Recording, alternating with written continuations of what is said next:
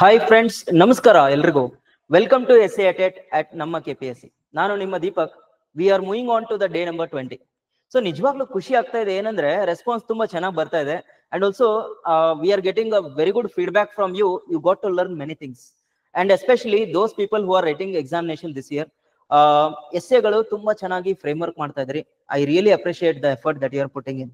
And ಈಗಾಗಲೇ ಗೊತ್ತಿದೆ friends, hall ticket ಬಂದಾಯ್ತು. We have very limited days. ಈ ಟೈಮ್ ನಲ್ಲಿ ಜಾಸ್ತಿ ಹೊತ್ತು ರಿವಿಷನ್ ಮತ್ತು ಫೋಕಸ್ ಮಾಡ್ಲಿಕ್ಕೆ ಒತ್ತು ಕೊಡಿ. ಅಂಡ್ ಈ ಪರ್ಟಿಕ್ಯುಲರ್ ವಿಡಿಯೋಸ್ ನ ಆದಷ್ಟು ಫಾಸ್ಟ್ ಫಾರ್ವರ್ಡ್ ವೇದಲ್ಲಿ ನೋಡ್ಲಿಕ್ಕೆ ಟ್ರೈ ಮಾಡಿ.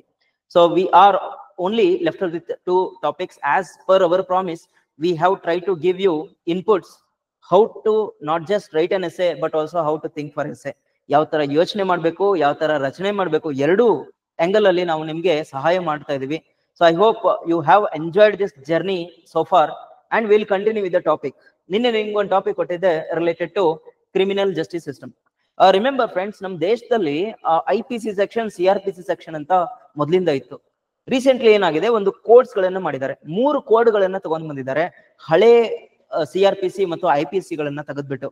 And also Indian evidence act ಅಂತ ಇದೆ, ಅದನ್ನೆಲ್ಲ ನಾವು ಮಾಡಿಫೈ ಮಾಡ್ಬಿಟ್ಟಿದ್ವಿ. ಈ ನಿಟ್ಟಿನಲ್ಲಿ ನಮ್ಗೆ ಕ್ವಶನ್ ಕೇಳೋ ಸಾಧ್ಯತೆ ಇರ್ತದೆ. ಅಂಡ್ ಈ ಕ್ವಶನ್ ಅನ್ನ ನಾನು ಹಲವಾರು ವಿಧಾನದಲ್ಲಿ ಕೊಡ್ಬೋದು. ನಂಬರ್ 1, ನಮ್ಗೆ ಏನ್ ಕೇಳ್ಬೋದಪ್ಪ ಅಂತಂದ್ರೆ, ಕ್ರಿಮಿನಲ್ ಜಸ್ಟಿಸ್ ಸಿಸ್ಟಮ್ ನಲ್ಲಿ ಏನೇನು ತೊಂದರೆಗಳಿವೆ ಅದ್ರ ಬಗ್ಗೆ ಒಂದ್ ಸ್ವಲ್ಪ ಕುಲಂಕುಷವಾಗಿ ಚರ್ಚೆ ಮಾಡಿ. That means question can be ask completely negative tone. If that is the case, you will write first negatives, then the overcoming measures. Like BNS ಅಂತ ತಗೊಂಡ್ಬಂದಿದ್ದಾರೆ, ಭಾರತೀಯ ನ್ಯಾಯ ಸಂಹಿತಾ. ಅದ್ರ ಮುಖಾಂತರ ನಾವು ಇಂಪ್ರೂವ್ಮೆಂಟ್ಸ್ ಮಾಡ್ಬೋದು. That is the content for this topic. ಇದಾದ್ಮೇಲೆ ನಮಗೆ ಈ ತರನು ಕೇಳ್ಬೋದು, Indian criminal justice system improvements ನಾವು ಮಾಡ್ಬೇಕಾಗಿದೆ, ಇಂಪ್ರೂವ್ಮೆಂಟ್ಸ್ ಮಾಡ್ತಾ ಇದೀವಿ. ಓಕೆ, ಈ ನಿಟ್ಟಿನಲ್ಲಿ ಇನ್ನ ಏನೇನ್ ಸುಧಾರಣೆ ಮಾಡ್ಬೋದು. ದಟ್ ಮೀನ್ಸ್ ಇಂಪ್ರೂವ್ಮೆಂಟ್ ಮಾಡ್ತಾ ಇದೀವಿ, ಇನ್ನ ಹೆಂಗ್ ಇಫೆಕ್ಟಿವ್ ಮಾಡ್ಬೋದು ಅಂತ ಕೇಳಿದ್ರೆ, it is like positive tone and also way forward ಬರೀರಿ ಅಂತ ಹೇಳಿದಾನೆ. ಸೊ ಈ ಪರ್ಟಿಕ್ಯುಲರ್ ಟಾಪಿಕ್ ಕೊಟ್ರೆ ನಾವು ಏನೇನ್ ಒಳ್ಳೇದ್ ಮಾಡಿದೀವಿ ಅಂತ ಫಸ್ಟ್ ಡಿಕೋಡ್ ಮಾಡ್ತೀವಿ, then will write challenges. I hope you are enjoying the journey and also you are getting how to think for essay in this areas. Okay, ಈ ನಿಟ್ಟಿನಲ್ಲಿ ನಮ್ಮ ಟಾಪಿಕ್ ನ ಮೂವ್ ಆಗೋಣ. ಕ್ವಶನ್ ಏನ್ ಕೇಳಿತು, transforming criminal justice system from colonial framework to the Bharatiya Nyaya ಸಂಹಿತಾ. ಅಂದ್ರೆ ಆಗಿನಿಂದ ಈಗ ವಾಸ್ತವಿಕತೆಗೆ ಯಾವ ರೀತಿ ನಾವು ಹೋಗಿದೀವಿ ಅಂದ್ರೆ, ಇದೊಂಥರ evolution of criminal justice system ನ ಕೇಳಿದ್ದಾರೆ. ಈ ತರ ಕೇಳಿದಾಗ ನಾನು ಕ್ರೊನಾಲಜಿಕಲ್ ಆರ್ಡರ್ ನಲ್ಲಿ ಬರೆದ್ರೆ ಎಸ್ಸೆ ಚೆನ್ನಾಗಿರ್ತದೆ ಫ್ರೆಂಡ್ಸ್. ಅಂಡ್ ನೆನಪಿರ್ಲಿ, ಈ ಪರ್ಟಿಕ್ಯುಲರ್ ಟಾಪಿಕ್ ನ ಡಿಸ್ಕಸ್ ಮಾಡೋಕ್ಕಿಂತ ಮುಂಚೆ I just want to give you some ideas. Number 1 is criminal justice system. ನಿಮ್ಗೆ ಈಗಾಗ್ಲೇ ಗೊತ್ತಿದೆ, ಜಸ್ಟಿಸ್ ಅಂತ ಬಂದಾಗ, justice you already know there is no separation of power. There is no separation of power in India. ಅಂದ್ರೆ judiciary ಆಗಿರ್ಲಿ, executive ಆಗಿರ್ಲಿ, legislative ಆಗಿರ್ಲಿ, ಎಲ್ಲೂ ನಾವು ಮೆನ್ಷನ್ ಮಾಡಿಲ್ಲ ಇವ್ರದ್ದು ಪರ್ಟಿಕ್ಯುಲರ್ ರೋಲ್ ಇದಿಷ್ಟೇ ಅಂತ. That means there is no separation of power in India. And also justice ಅಂತ ಬಂದಾಗ, ಹಿಸ್ಟಾರಿಕಲ್ ಟೈಮ್ಸ್ ನಲ್ಲಿ ಕಿಂಗ್ ಅನ್ನೋರು ಏನ್ ಮಾಡ್ತಾ ಇದ್ರು, ಓಕೆ, ರಿಲಿಜಿಯಸ್ ಡಾಕ್ಟ್ರಿನ್ಸ್ ಮುಖಾಂತರ ಅಥವಾ ಅವ್ರದೇ ಆದ ಒಂದು ಪ್ರಾಬಲ್ಯ ಇತ್ತು, ಅದಕ್ಕೋಸ್ಕರ ಅವ್ರು ಏನ್ ಮಾಡ್ತಾ ಇದ್ರು, ಜಸ್ಟಿಸ್ ಡೆಲಿವರಿ ಮಾಡ್ತಾ ಇದ್ರು. ಇದಾದ್ಮೇಲೆ as the year passed, religion became the guideline for giving what justice. And ಅದಾದ್ಮೇಲೆ ಬ್ರಿಟಿಷ್ ಕಾಲದಲ್ಲಿ ಏನಾಯ್ತು, they have brought some laws. ಆ ಲಾಸ್ ಲೈಕ್ ಮೆಕಾಲೆ ಅನ್ನೋನು ತಗೊಂಡ್ಬಂದ. ಮೆಕಾಲೆ ಅನ್ನೋನು ಏನ್ ಮಾಡಿದ, IPC CRPC ಸೆಕ್ಷನ್ ಗಳನ್ನ ತಗೊಂಡ್ ಬರ್ಲಿಕ್ಕೆ ಸಹಾಯ ಮಾಡ್ದ. And the reason for bringing this laws is 2 reasons from British point of view. ಒಂದೇದೇನಂದ್ರೆ, ಈಗೇನು ಸ್ವತಂತ್ರ ಚಳುವಳಿ ಆಗ್ತಾ ಇತ್ತು, ಅದನ್ನ ತಡಿಬೇಕು, ಅದನ್ನ ಕುಗ್ಗಿಸ್ಬೇಕು ಅನ್ನೋ ನಿಟ್ಟಿನಲ್ಲಿ ಪ್ಲಾನ್ ಮಾಡಿದ್ರು. Second is they wanted to maintain some law and order in India. And this law and order ಎಲ್ಲಾ ಸೆಕ್ಷನ್ ಆಫ್ ದ ಪೀಪಲ್ಗೂ ಅಪ್ಲೈ ಮಾಡೋಣ ಅಂತ ಪ್ಲಾನ್ ಮಾಡಿದ್ರು. ಆ ನಿಟ್ಟಿನಲ್ಲಿ ಈ ಪರ್ಟಿಕ್ಯುಲರ್ ಕೋಡ್ಸ್ ಗಳನ್ನ ತಗೊಂಡ್ಬಂದ್ರು. ಈಗ ಪ್ರೆಸೆಂಟ್ ಸ್ಟೇಟಸ್ ಏನಾಗಿದೆ ಅಂದ್ರೆ, ಈ ಜಸ್ಟಿಸ್ ಸಿಸ್ಟಮ್ ಅನ್ನೋದು ಓಕೆ, ಒಂದು ಡಿಲೇಸ್ ಆಗ್ತಾ ಇದೆ, ಡಿಲೇ ಇನ್ ಜಸ್ಟಿಸ್ ಡೆಲಿವರಿ ಆಗ್ತಾ ಇದೆ. ಈಗಾಗಲೇ ನಾವು ಲಾಸ್ಟ್ ಸೆಕ್ಷನ್ ಒಂದಷ್ಟು ಡಿಸ್ಕಷನ್ ಅಲ್ಲಿ ಯೋಚನೆ ಮಾಡಿದ್ವಿ, more than 3 crore cases pending ಇದೆ. To be precise, around 4.4 crore cases pending ಇದೆ across the India. Okay, this clearly shows there is a pendency of cases, number 1. And also ವೇಕೆನ್ಸಿಗಳು ಕೂಡ ಜಾಸ್ತಿ ಇದೆ. ಈ ನಮ್ ಸುಪ್ರೀಂ ಕೋರ್ಟ್ ತಗೊಂಡ್ರು ಕೂಡ ನೀವು ಕಮೆಂಟ್ ಸೆಕ್ಷನ್ ಅಲ್ಲಿ ಮೆನ್ಷನ್ ಮಾಡಿ ಎಷ್ಟು ಸುಪ್ರೀಂ ಕೋರ್ಟ್ ಇದ್ದು ನಂಬರ್ ಆಫ್ ಸೀಟ್ಸ್ ಎಷ್ಟಿದೆ ಅಂತ. I mean judge including CJI. ನಾವು ಅದನ್ನ ಗಮನಿಸಿದ್ರೆ CJI plus supreme court judges ಇದ್ದಾರೆ. ಇವು ಎಲ್ಲವೂ vacancies not just supreme court, high court as well as lower court vacancies ಜಾಸ್ತಿ ಇದೆ. ವೇಕೆನ್ಸೀಸ್ ಜಾಸ್ತಿ ಇದ್ರೆ ಏನಾಯ್ತು, okay, the pendency of cases ಆಗುತ್ತೆ. ಇದಲ್ಲದೆ ನೆನ್ಪಿಡಿ, ಎಲ್ಲವೂ ಬರೀ ಜುಡಿಷಿಯರಿ ಮಾತ್ರ ಮಾಡ್ಲಿಕ್ಕೆ ಸಾಧ್ಯ ಆಗೋದಿಲ್ಲ. It needs the support of what police, right? Police ಅನ್ನೋರು ಏನ್ ಮಾಡ್ತಾರೆ, ಲಾ ಅಂಡ್ ಆರ್ಡರ್ ನು ಮೇಂಟೈನ್ ಮಾಡ್ತಾರೆ. ಇದ್ರ ಜೊತೆಗೆ ಇನ್ವೆಸ್ಟಿಗೇಷನ್ ಅಂತ ಹೇಳ್ತೀವಿ ನಾವು, investigation into the matters of crime and delivering the justice. ಇವ್ರದ್ದು ರೋಲ್ ವೆರಿ ಇಂಪಾರ್ಟೆಂಟ್. ಈಗ ಇವರೇ ಸರಿಯಾಗಿ ಕೆಲಸ ಮಾಡಿಲ್ಲ ಅಂದ್ರೆ how come you will deliver justice, ಅಲ್ವಾ? So that means investigation. And ಇನ್ನೊಂದು, I hope you are aware, ನಮ್ಮ ಪ್ರೆಸೆಂಟ್ ಸೆಟಪ್ ಹೆಂಗಿದೆ ಅಂದ್ರೆ, ಪೊಲೀಸ್ ಕೆಲಸ ಏನಂತಂದ್ರೆ ಕ್ರೈಮ್ ನ ಕಂಟ್ರೋಲ್ ಮಾಡೋದು, ರೆಗ್ಯುಲೇಟ್ ಮಾಡೋದು. ಇವ್ರು ಏನ್ ಮಾಡ್ತಾರೆ ಅಂದ್ರೆ, ಯಾವ್ದಾದ್ರು ಕ್ರೈಮ್ ಆಯ್ತಂದ್ರೆ ಅದನ್ನ ಹೋಗ್ಬಿಟ್ಟು ಏನ್ ಮಾಡ್ತಾರೆ, FIR ಫೈಲ್ ಮಾಡ್ತಾರೆ ಅಥವಾ ಡೈರೆಕ್ಟ್ ಕಸ್ಟಡಿಯಲ್ಲಿ ಇಡ್ತಾರೆ. ಇವೆರಡು ಸಾಧ್ಯತೆ. ಇದಾದ್ಮೇಲೆ FIR ಫೈಲ್ ಮಾಡಿದ within particular number of hours what they will do, they will send them to court. ಇಲ್ಲಿ ಕೋರ್ಟ್ ಕೆಲಸ ಸ್ಟಾರ್ಟ್ ಆಗುತ್ತೆ. ಪೊಲೀಸ್ ಕೆಲಸ ಫಸ್ಟ್, ಅದಾದ್ಮೇಲೆ ಕೋರ್ಟಿಗೆ ಹೋಗುತ್ತೆ. ಕೋರ್ಟ್ ಇದ್ದವ್ರು ಏನ್ ಮಾಡ್ತಾರೆ, ಜಸ್ಟಿಸ್ ಡೆಲಿವರ್ ಮಾಡಿಸ್ತಾರೆ. ಒಂದು, ಅವ್ರು ಡೈರೆಕ್ಟ್ ಜಜ್ಮೆಂಟ್ ಕೊಡ್ಬೋದು, ಅಥವಾ ಜಜ್ಮೆಂಟ್ ಕೊಡದೆ ಈ ತರ ಇನ್ವೆಸ್ಟಿಗೇಷನ್ ಮಾಡಿ, ಅಥವಾ ಈ ತರ ನಮ್ಗೆ ಎವಿಡೆನ್ಸ್ ಸಿಗ್ತಾ ಇಲ್ಲ ಅಂತ ಹೇಳ್ತಾರೆ. ಸೊ ಅವಾಗ ಏನಾಗುತ್ತೆ, ಈ delays not just from court but also from police ಆಗುತ್ತೆ. ಅವಾಗ ಏನಾಗುತ್ತೆ, ಈ ಜಸ್ಟಿಸ್ ಡೆಲಿವರಿ ಅನ್ನೋ ಕೊಡಕ್ಕಾಗಲ್ಲ. ಈಗಾಗಲೇ ನಿಮ್ಗೆ ಗೊತ್ತಿದೆ, ನಮ್ಮ ಜೈಲ್ಗಳಲ್ಲಿ ಎಷ್ಟು ಜನ ಇದಾರಲ್ಲ, ಅದರಲ್ಲಿ 60 to 70% of the people R under trials. Under trials ಅಂದ್ರೆ ಅವ್ರ ಮೇಲೆ ಕೇಸ್ ನಡೀತಾನೆ ಇದೆ, ಇನ್ನ ಜಜ್ಮೆಂಟ್ ಪಾಸ್ ಆಗಿಲ್ಲ. That clearly shows this is violation of human rights, right? Human right violation ಅಲ್ವಾ ಒಂಥರ ಇದು. ಯಾಕೆ? ಅವ್ರ ಮೇಲೆ ಜಸ್ಟಿಸೇ ಡೆಲಿವರ್ ಆಗಿಲ್ಲ, ಇನ್ನ ಅವ್ರ ಜೈಲಲ್ಲಿ ಇದ್ದಾರೆ. ಸೊ ಇದು ಹಲವಾರು ವರ್ಷಗಳಿಂದ ಆಗ್ತಾ ಇದೆ. ಇದನ್ನೆಲ್ಲ ಗಮನಿಸಿದ್ರೆ ಏನ್ ಗೊತ್ತಾಯ್ತು ನಮ್ಗೆ, ಈ ಕ್ರಿಮಿನಲ್ ಜಸ್ಟಿಸ್ ಸಿಸ್ಟಮ್ ಅನ್ನೋದು ತುಂಬಾ ಡಿಲೇ ಆಗ್ತಾ ಇದೆ. ಇದು ಒಂದು ಪ್ಯಾರಾಮೀಟರ್.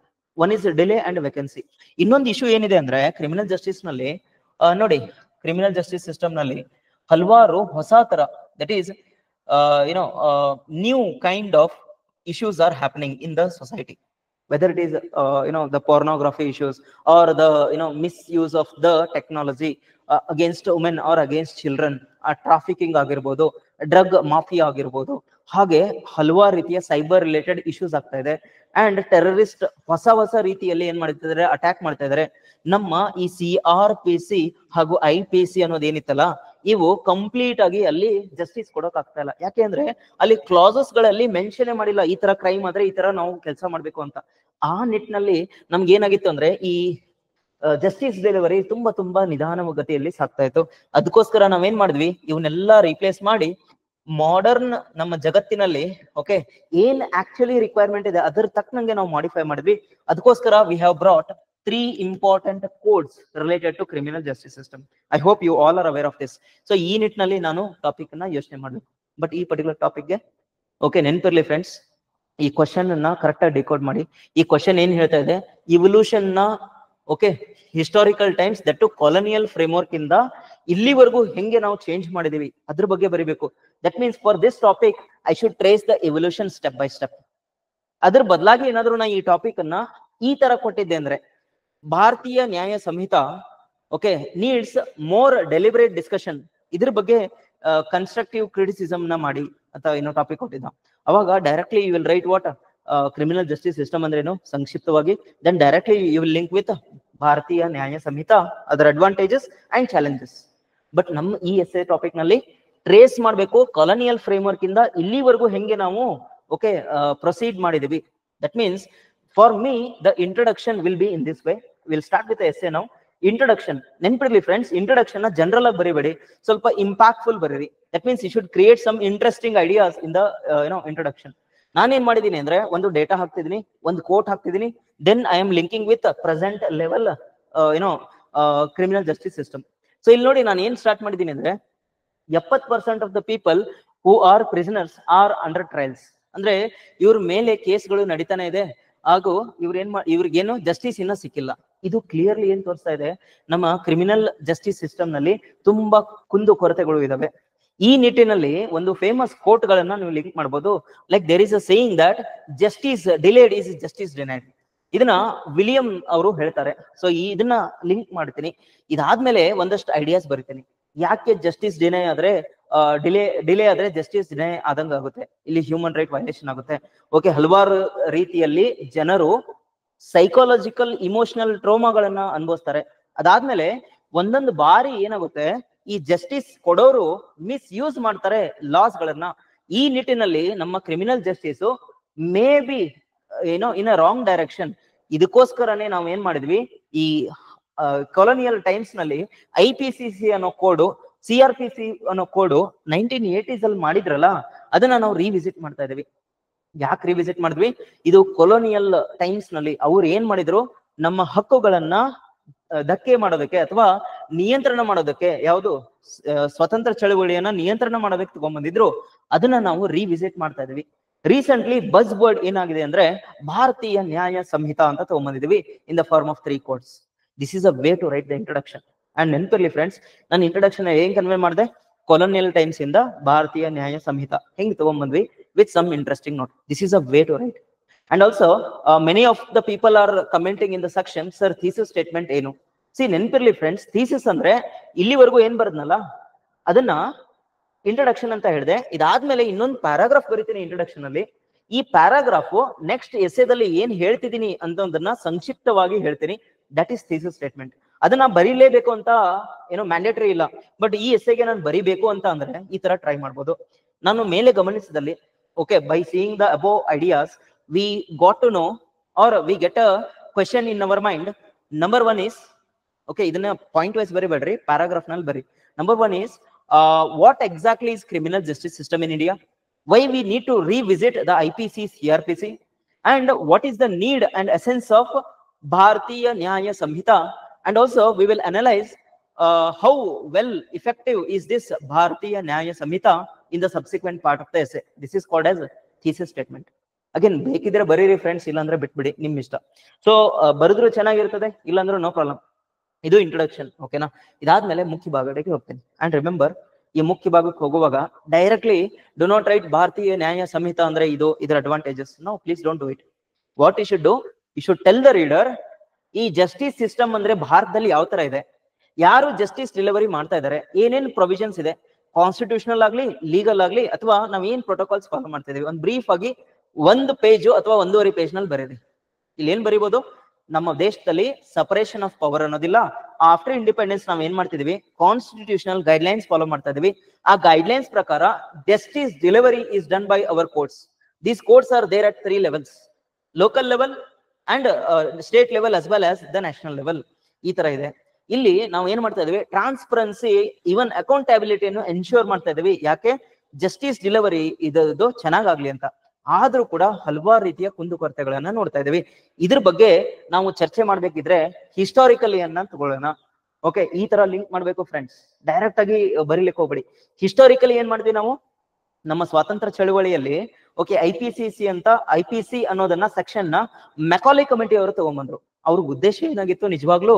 ಓಕೆ, ಅವ್ರ ಉದ್ದೇಶ ಏನಿತ್ತು, ನಮ್ಮ ಸ್ವಾತಂತ್ರ್ಯ ಚಳವಳಿಯನ್ನ ನಿಯಂತ್ರಣ ಮಾಡೋದು ಹಾಗೂ ಜನರ ಮೇಲೆ ದಬ್ಬಾಳಿಕೆ ಮಾಡೋದು ಆಗಿತ್ತು.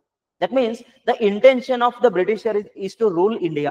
ಅದಕ್ಕೋಸ್ಕರ ಒಂದು ಲಾ ಆರ್ಡರ್ ಮೇಂಟೈನ್ ಮಾಡ್ಬೇಕು, CRPC ಅನ್ನ ಈ ತರ ತಗೊಂಡ್ಬಂದ್ರು. ಅದ್ರ ಬಗ್ಗೆ ಒಂದು ಸಂಕ್ಷಿಪ್ತವಾದ ಮಾಹಿತಿ ಕೊಡ್ತೇನೆ. ಇದಾದ್ಮೇಲೆ ಯು ವಿಲ್ ರೈಟ್. ಈಗ ಪ್ರೆಸೆಂಟ್ಲಿ ಏನಾಗ್ತಾ ಇದೆ, ಈ CRPC ಅನ್ನೋದು ಇನ್ಎಫೆಕ್ಟಿವ್ ಆಗ್ಬಿಟ್ಟಿದೆ. ಓಕೆ, ಇನ್ಎಫೆಕ್ಟಿವ್ ಆಗಿದೆ. ಒಂದು ಕೊಲೋನಿಯಲ್ ಮೈಂಡ್ ಸೆಟ್ ಅನ್ನ ತೋರಿಸ್ತಾ ಇತ್ತು, ಇನ್ನೊಂದು ಹೊಸ ರೀತಿಯ ಸಮಸ್ಯೆಗಳು ನಾವು ನೋಡ್ತಾ ಇದ್ವಿ. ಫಾರ್ ಇನ್ಸ್ಟೆನ್ಸ್, ಈಗ ನೀವು ನೋಡ್ಬೋದು ಸೆಕ್ಷನ್ 377 ಅಂತಿತ್ತು. ಓಕೆ, ಹೋಮೋಸೆಕ್ಸುವಾಲಿಟಿ ಅಂತ ಹೇಳ್ತಾರೆ. ಸೊ ಅಲ್ಲಿ ಏನಾಗ್ತಾ ಇತ್ತು, ರೀಸೆಂಟ್ಲಿ ಸುಪ್ರೀಂ ಕೋರ್ಟ್ ಒಂದು ಗೈಡ್ಲೈನ್ಸ್ ಪಾಸ್ ಮಾಡಿದ್ರು. ಓಕೆ, ಅವ್ರೇನ್ ಹೇಳಿದ್ರು, ಈ ಸೆಕ್ಷನ್ ಅನ್ನ ನಾವು ತೆಗೆದು ಹಾಕ್ತಾ ಇದೀವಿ ಅಂತ ಹೇಳಿದ್ರು. ಇದ್ರ ಅರ್ಥ, ಈಗ ಮಾಡರ್ನ್ ಡೇ ಸೊಸೈಟಿನಲ್ಲಿ okay the right to life ಅಂತ ಹೇಳ್ತೀವಿ. ಆರ್ಟಿಕಲ್ 21 ಅಲ್ಲಿ ಕ್ಲಿಯರ್ಲಿ ಮೆನ್ಷನ್ ಆಗಿದೆ, ನಾನು ಹೆಂಗಿರ್ಬೇಕು ಅನ್ನೋದು ನಾನ್ ಡಿಸೈಡ್ ಮಾಡ್ಬೇಕು ಹೊರತು ಒಂದು ಲಾ ಆರ್ಡರ್ ಡಿಸೈಡ್ ಮಾಡೋದಲ್ಲ, ಒಂದು ಗವರ್ನಮೆಂಟ್ ಡಿಸೈಡ್ ಮಾಡೋದಲ್ಲ. ಹಿಂಗಾಗಿ ನನಗೆ ಯಾರು ಬೇಕು ಇಷ್ಟ ಅವ್ರ ಜೊತೆಗೆ ನಾನು ಲೀವ್ ಐ ಮೀನ್ ಇರ್ಬೋದು, ಅವ್ರ ಜೊತೆ ಬಾಳ್ವೆ ಮಾಡ್ಬೋದು ಅಂತ ಓಕೆ ಒಂದು ಕನ್ಸ್ಟ್ರಕ್ಟಿವ್ ಆಗಿ ಒಂದು ಜಜ್ಮೆಂಟ್ ಅನ್ನ ಪಾಸ್ ಮಾಡಿದೆ. ಸೊ ಈ ನಿಟ್ಟಿನಲ್ಲಿ ನೀವು ಲಿಂಗ ನ್ಯಾಯದತ್ತ ನಮ್ಮ ಜಜ್ಮೆಂಟ್ಸ್ ಪಾಸ್ ಮಾಡ್ತಾ ಇದೆ, ಈ ತರ ಬರೀರಿ. ಇದನ್ನ ಒಂದು ಪ್ಯಾರಾ ಅಥವಾ 2 ಪ್ಯಾರಾದಲ್ಲಿ ಬರೀರಿ. ಇದಾದ್ಮೇಲೆ ಸೆಕ್ಷನ್ 497 ಇದು ಅಡಲ್ಟರಿ ರಿಲೇಟೆಡ್, ವ್ಯಭಿಚಾರ ಅಂತ ಹೇಳ್ತೀವಿ. ಒಂದಷ್ಟು ಕಡೆ ಏನಾಗುತ್ತೆ ಅಂದ್ರೆ ಇಲ್ಲಿ ಎಥಿಕಲ್ ಆಂಗಲ್ ಕೂಡ ಇದೆ. ಈಗ ಯಾರೇ ಹೋಗ್ಬಿಟ್ಟು ಆ ಪರ್ಟಿಕ್ಯುಲರ್ ಕೆಲಸ ಮಾಡ್ತಾರೆ ಅಂದ್ರೆ ಅವರು ಮನಸ್ಪೂರ್ವಕವಾಗಿ ಮಾಡತಿರಲ್ಲ, ಒಂದಷ್ಟು ಸರ್ಕಮ್ಸ್ಟಾನ್ಸಸ್ ಇರ್ತದೆ.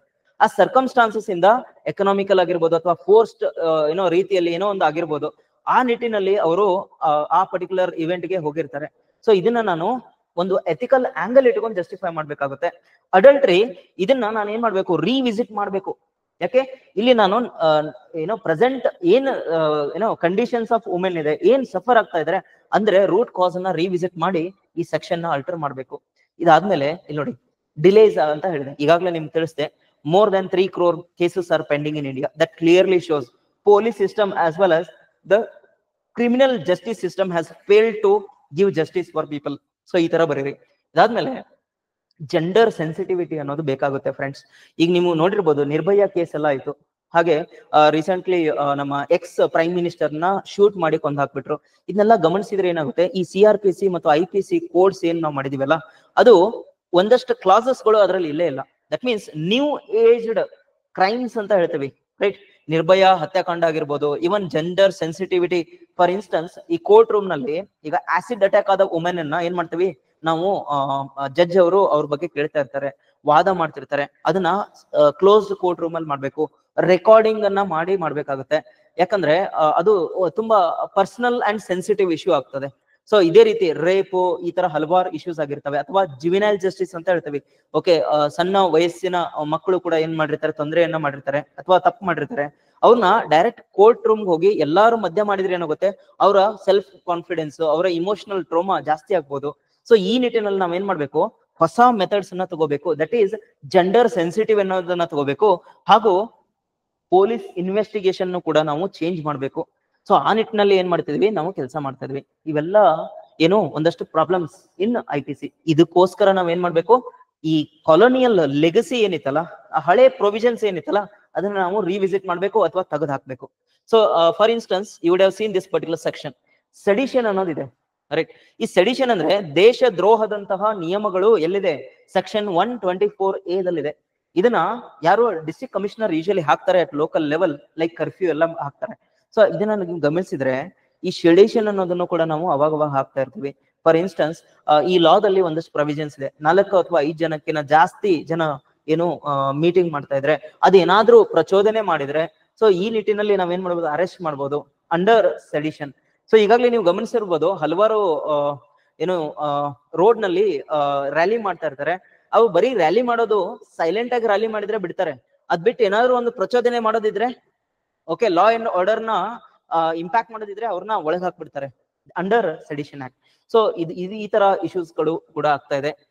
ಇದನ್ನ ನಾವೇನ್ ಮಾಡ್ಬೇಕು, ರಿಫಾರ್ಮ್ ಮಾಡ್ಬೇಕು. ಅದಕ್ಕೋಸ್ಕರನೇ ಈ ಪ್ರೆಸೆಂಟ್ಲಿ ಏನ್ ಮಾಡಿದೀವಿ, 3 ಸಪರೇಟ್ ಕೋಡ್ಗಳನ್ನ ತಗೊಂಡ್ಬಂದಿದೀವಿ. ಇದಾದ್ಮೇಲೆ ಆ 3 ಕೋಡ್ಗಳ ಬಗ್ಗೆ ಸಂಕ್ಷಿಪ್ತ ಮಾಹಿತಿ ಕೊಡಿ.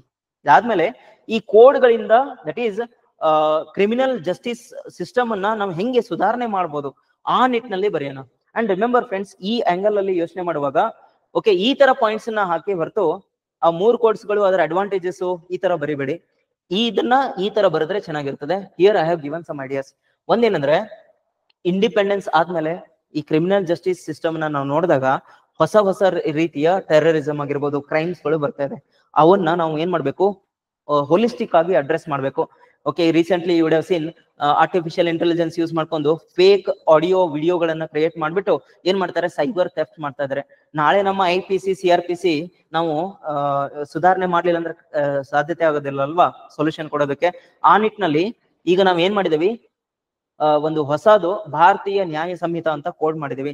ಈ ಕೋಡ್ ನಲ್ಲಿ ನಾವ್ ಏನ್ ಮಾಡಿದೀವಿ, ಒಂದಷ್ಟು ಏನೇನು ಹೊಸ ನ್ಯೂ ಏಜ್ ಕ್ರೈಮ್ಸ್ ಆಗ್ತಾ ಇತ್ತಲ್ವಾ, ಅದನ್ನ ಡಿಫೈನ್ ಮಾಡಿದೀವಿ. And also we have given provisions how to tackle those issues.